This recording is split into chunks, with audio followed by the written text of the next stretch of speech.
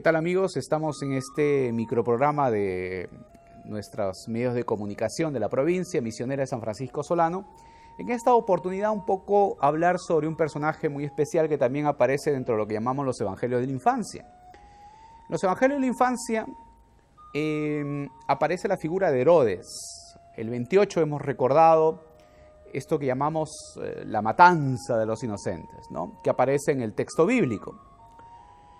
Ahora, Herodes es una figura clave para fijar el nacimiento de Jesús.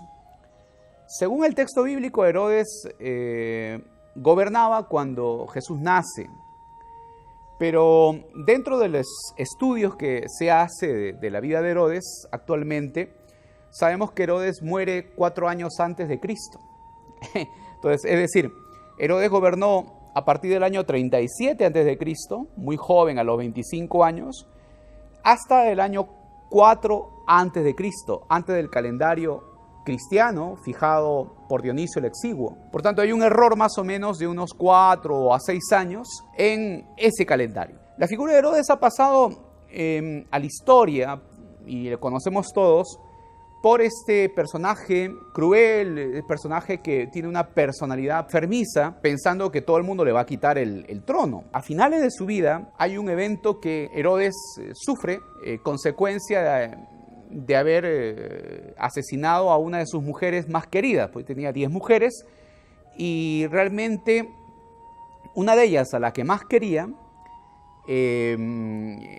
por causa de sus celos, él asesina, no solamente a él, sino a uno de sus mejores soldados o mejores encargados del ejército o de su ejército, que había confiado el cuidado de su esposa. Entonces, este acontecimiento de haber matado a alguien que quería más desencadena en Herodes una obsesión y unos celos enfermizos, pero ahora ya con el tema de quién le quiere quitar el poder. Y así va eliminando a la familia, a sus hijos, y va eliminando también aparte su entorno, porque eso también es muy típico en los personajes, en los gobernantes antiguos, de tener que eliminar a todos para poder quedarse con el poder. Sin embargo, Herodes pasa también a la historia, y hoy día un poco se está limpiando la figura de Herodes en cuanto a gobernante. O sea, no digamos a persona, pero sí en cuanto a gobernante, porque como gobernante tuvo un largo periodo de administración y no lo hizo tan mal. Una de las cosas que hay que destacar de Herodes y que hoy digamos, a nivel de la arqueología se destaca, es su aporte a toda la parte de la Judea como constructor. Herodes había crecido no en Judea, sino en Roma. Había sido formado en una educación clásica, y había sido formado justamente admirando todo lo que eran los palacios, todo lo que eran las estructuras grecorromanas.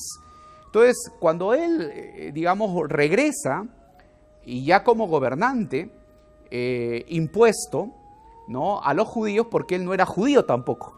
O sea, él no era judío, ni de padre ni de madre. Él era un judío hecho prácticamente a la fuerza. Entonces, los judíos, la gente de Judea, no quería a Herodes y no lo quisieron hasta el último porque no era de su raza. Y Herodes, con tal de agraciarse o buscar la condescendencia con los judíos, es que hace una serie de construcciones. Una de las construcciones magníficas de Herodes es que él amplía el templo de Jerusalén. El templo de Jerusalén, que era una cosa muy modesta, viene a ser ampliado con una serie de columnas y todo el estilo greco-romano. Digamos, la muestra que hay del templo de Jerusalén en la época de Herodes el Grande, por eso que se le llama el Grande, para diferenciarlo de otros Herodes que a lo largo de la historia ha habido, ¿no? Su hijo será Herodes Antipas, que también pasará a la historia porque es el Herodes en la época de la muerte de Jesús. Herodes el Grande es el Herodes del nacimiento de Jesús. Herodes trae agua a Jerusalén. Herodes también hace fortalezas, que es la fortaleza de Herodion. Pero pasemos ahora a los evangelios. Los evangelios cuentan a un Herodes que se asusta por el nacimiento de alguien que le va a hacer la competencia. Entonces, esto sí, digamos, ya entra dentro del plano del mensaje de salvación, ¿no? Porque es el poder político, ¿no? El poder político que se asusta ante otro gobernante.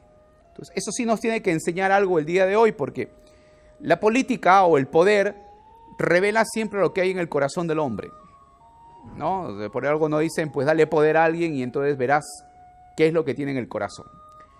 Entonces, Herodes es aquel personaje que, aún siendo buen administrador y buen constructor, sin embargo, como persona nos revela lo que es el peligro del poder.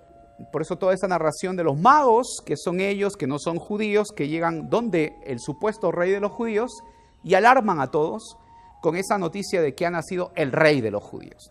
Cuando llegan los magos estaría normalmente en Jericó, en su palacio. Entonces, Herodes representa el poder cuando enferma a una persona y cuando no tiene claro de que el poder se lo otorga Dios. Dios es el único que tiene poder y el único que nos gobierna. Por tanto, eso lo tiene muy claro el pueblo de Israel. El hecho de que alguien tenga poder o autoridad proviene del Señor. Y el Señor pedirá cuentas de ese poder y de ese cargo que se ha confiado. Herodes es una persona que podemos decir representa la aristocracia de la época, representa la política dominante de la época y cómo Roma, dentro de su estrategia, utiliza a personajes que son como especie de títeres que van a servir para dominar al pueblo judío. Así que por más que Herodes construyó muchas cosas, llevó la última moda, podemos decir, de construcción a Judea, sin embargo, el pueblo no lo va a querer. Se cuenta, por último, para terminar, el famoso testamento de Herodes. Cuando Herodes muere, deja un testamento y en ese testamento decía que él quería que se reuniera a todas las personas aristocráticas de esa época. En Jericó, ¿no?, en uno de sus palacios tenía que estar reunida toda la aristocracia y las buenas familias de Judea para poder anunciar su muerte.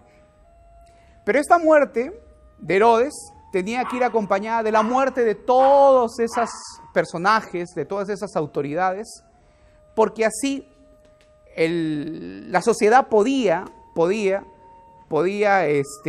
llorar la muerte de Herodes. Entonces había que asesinar a todos los invitados para que de esa forma pudieran llorar la muerte de Herodes, ¿no? Entonces, cerradas las puertas, habría una matanza y entonces así llorarían su muerte. Claro, lógico que una de las esposas de Herodes impidió que se realizara ese tipo de matanza. Pero es famoso, ¿no?, el testamento de Herodes que no se cumplió. Pero es una prueba de cómo terminaron los días de Herodes. Si bien comenzó a los 25 años, terminaría obsesionado por el poder, eliminando a muchas personas, ¿no? Y esto sí coincide con los evangelios, con este Herodes asustado de que el niño nace. Un infante amenaza a un gobernante, ¿no?, asustado por el tema del poder, ¿no? Entonces, tengamos cuidado con el poder. El poder solamente lo tiene Dios y entonces nos deja una buena enseñanza. Podemos seguir compartiendo de algunos personajes de los evangelios. En este caso hemos compartido algo de Herodes, que también saldrá en nuestras publicaciones escritas en la revista provincial. Les deseo a todos un buen día, paz y bien.